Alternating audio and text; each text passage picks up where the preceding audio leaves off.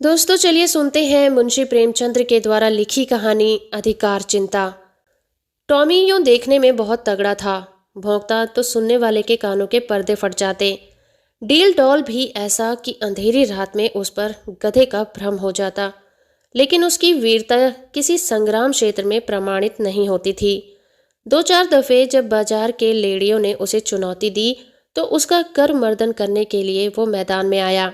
और देखने वाले का कहना है कि जब तक लड़ा जीवट से लड़ा। नखों और दांतों से ज्यादा चोटें उसकी दुम ने की। निश्चित रूप से नहीं कहा जा सकता कि मैदान किसके हाथ रहा, किंतु जब उस दल को कुमक मकानी पड़ी तो रणशास्त्र के नियमों के अनुसार विजय का श्रेय टॉमी को ही देना उचित जान पड़ता है। टॉमी ने उस अवसर पर कौशल से काम लिया और दांत निकाल दिए जो संधि की याचना थी, किंतु तब से उसने सन्नीति विहीन प्रतिद्वंदियों से मुंह लगना उचित न समझा। इतना शांति प्रिय होने पर भी टॉमी के शत्रुओं की संख्या दिनों दिन बढ़ती जाती थी।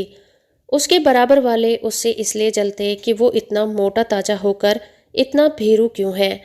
बाजारी दल इसलिए जलता कि टॉमी के मारे घूरों की हड्डियां भी नहीं बच पाती। वो घड़ी रात रहे उठता और हलवाइयों के दुकानों के सामने के दोने और पत्तल, कसाई खाने के सामने की हड्डियां और छिछड़े चबा डालता था। अतएव इतने शत्रुओं के बीच में रहकर टॉमी का जीवन संकट में होता जाता था। महीने बीत जाते और पेट भर भोजन न मिलता।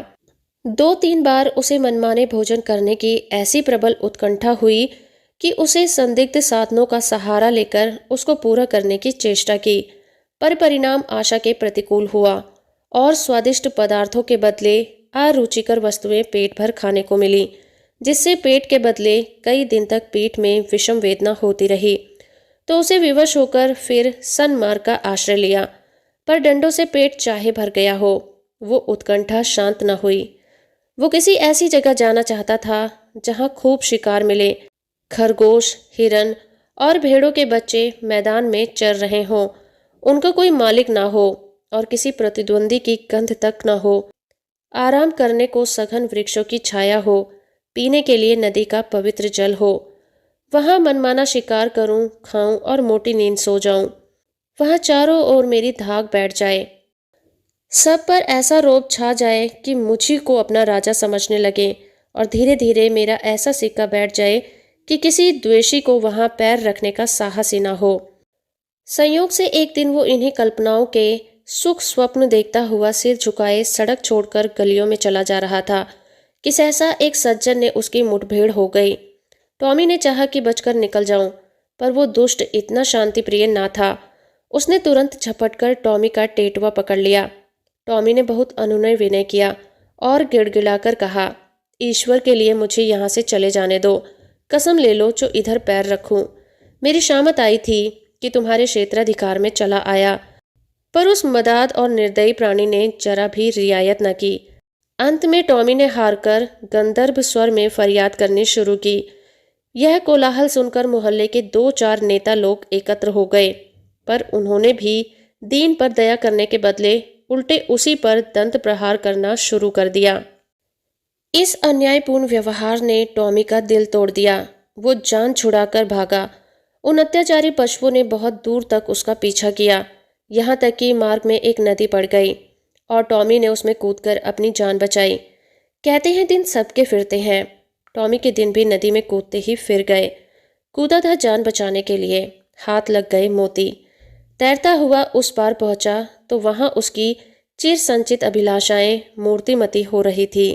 यह एक विस्तृत मैदान था, जहां तक निगाह जाती थी हरियाली की छटा दिखाई देती थी। कहीं नालों का मधुर कलरव था, कहीं झरनों का मंद गान, कहीं वृक्षों के सुखद पंजे थे, कहीं रेत के सपाट मैदान। बड़ा सुरम्य मनोहर दृश्य था। यहाँ बड़े तेज नखों वाले पशु थे, जिनकी सूरत देखकर टॉमी का कलेजा दहल उठता था, पर उन्हें टॉमी की कुछ परवाह न थी।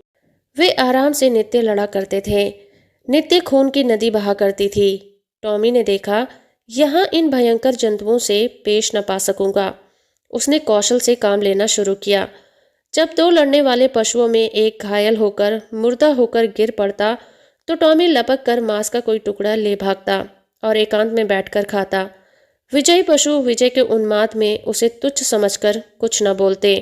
अब क्या था, टॉमी के पौ 12 हो गए। सदा दिवाली रहने लगी। न गुड़ की कमी थी और न गेहूं की। नित्य नए पदार्थ उड़ाता और वृक्षों के नीचे आनंद से सोता। उसने ऐसे सुख स्वर्ग की कल्पना न की थी। वो मरकर नहीं, जीते जी स्वर्ग पा गया था। थोड़े ही दिनों में पौष्टिक पदार्थों के सेवन से टॉमी की चेष्टा ही कुछ और हो गई। उसका शरीर तेजस्वी और सुगठित हो गया। अब वो छोटे मोटे जीवों पर खुद ही हाथ साफ करने लगा। जंगल में जंतु अब चौंके और उसे वहां से भगा देने का प्रयत्न करने लगे। टॉमी ने एक नई चाल चली। वो कभी किसी पक्षु से कहता, तुम्हारा फला शत्रु तुम्हें मार डालने की तैयारी कर रहा है। किसी से कहता, फला तुमको गाली देता था। जंगल के जंतु उसके चकमे में आकर आपस में लड़ जाते और टॉमी की चांदी हो जाती। अंत में यहाँ तक नौबत पहुंची कि बड़े बड़े जंतुओं का नाश हो गया। छोटे मोटे पशुओं का उससे मुकाबला करने का साहस न होता था। उसकी उन्नति और शक्ति देखकर उन्हें ऐसा प्रतीत होने लगा मानो ये विचित्र जीव आकाश से हमारे ऊपर शासन करने के लिए भेजा गया है। टॉमी भी अब शिकारबाजी के जौहर दिखाकर उनकी इस भ्रांति को पुष्ट कर दिया करता था। बड़े गर्व से कहता, परमात्मा ने मुझे तुम्हारे ऊपर राज्य करने के लिए भेजा है। ये ईश्वर की इच्छा है। तुम आराम से अपने घर में पड़े रहो। मैं तुमसे कुछ न बोलूँगा। केवल तुम्हारी सेवा करने के पुरस्कार स्वरूप तुम में से एक आध का शिकार कर लिया करूँगा। आखिर मेरे भी तो पेट है। बिना आहार के मैं जीवित कैसे रहूँगा और कैसे तुम्हारी रक्षा करूँगा। अब वो बड़ी शान से जंगल में गौरवान्वित दृष्टि से ताकता हुआ विचरा करता था। टॉमी को अब कोई चिंता थी तो ये कि देश में मेरा कोई मुद्दई न उठ खड़ा हो। वो सजग और सशस्त्र रहने लगा। जैसे जैसे दिन गुजरते थे और सुख भोग का चस्का बढ़ता जाता था, वैसे वैसे उसकी चिंता भी बढ़ती जाती थी। बस अब बहुधा रात को चौंक पड़ता और किसी अज्ञात शत्रु के पीछे दौड़ता। अक्सर अंधा कुकुर बात से भूखे वाली लोकोक्ति को चरितार्थ करता। वन के पशुओं से कहता, ईश्वर न करे कि तुम किसी दूसरे शासक के पंजे में फंस जाओ। वे तुम्हें पीस डालेंगे। मैं तुम्हारा हितैषी हूँ। हमेशा तुम्हारी शुभकामना में ही मगन रहता हूँ। किसी दूसरे से ये आशा मत रखो। पशु एक स्वर में कहते, जब तक हम जिएंगे आप ही के अधीन रहेंगे। आखिरकार हुआ ये कि टॉमी को क्षण भर की शांति से बैठना भी दुर्लभ हो गया। वो रात दिन भर नदी के किनारे इधर से उधर चक्कर लगाया करता। दौड़ते दौड़ते हांफने लगता, बेदम हो जाता, मगर चित्त को शांति न मिलती। कहीं कोई शत्रु न घुस आए। लेकिन क्वार का महीना आया तो टॉमी का चित्त एक बार फिर उसे पुराने सहचरी से मिलने के लिए लालित होने लगा। वो अपने मन को किसी भांति रोक न सका। वो दिन याद आया जब वो 2-4 मित्रों के साथ किसी प्रेमिका के पीछे गली गली और कूचे कूचे में चक्कर लगाया करता था। 2-4 दिन तो उसने सब्र किया, पर अंत में आवेग इतना प्रबल हुआ कि वो तकदीर ठोक कर खड़ा हुआ। उसे अब अपने तेज और बल पर अभिमान भी था। 2-4 को तो वो वही मजा चखा सकता था, किंतु नदी के उस पार आते ही उसका आत्मविश्वास प्रातःकाल के तम के समान फटने लगा। उसकी चाल मंद पड़ गई। आप ही आप सिर झुककर दुम सुकड़ गई।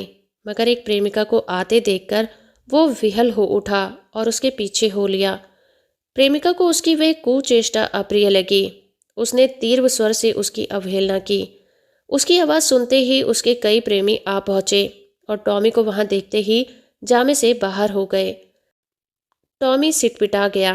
अभी निश्चय न कर सका था कि क्या करूं, कि चारों ओर से उस पर दांतों और नखों की वर्षा होने लगी। भागते भी न बन पड़ा।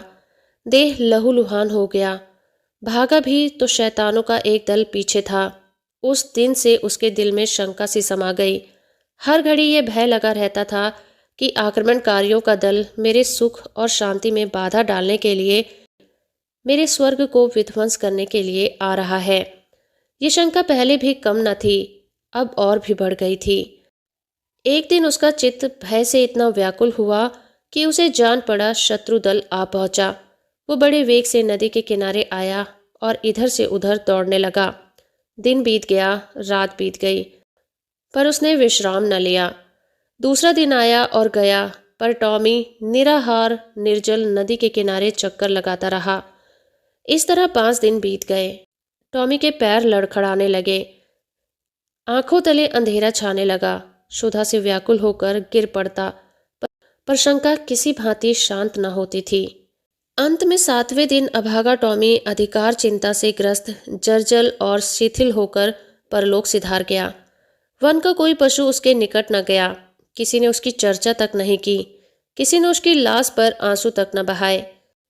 कई दिनों तक उस पर कित और कोए मंडराते रहे और अंत में अस्थि पंजरों के सिवा कुछ न रह गया। तो दोस्तों, अभी आप सुन रहे थे मुंशी प्रेमचंद्र के द्वारा लिखी कहानी अधिकार चिंता। कहानी और मेरा प्रयास अगर आपको अच्छा लगा है तो आप इस वीडियो को लाइक, शेयर और चैनल को सब्सक्राइब करना बिल्कुल मत भूलिएगा। आपके कमेंट हमारे लिए महत्वपूर्ण है, इसलिए कमेंट करते रहिए।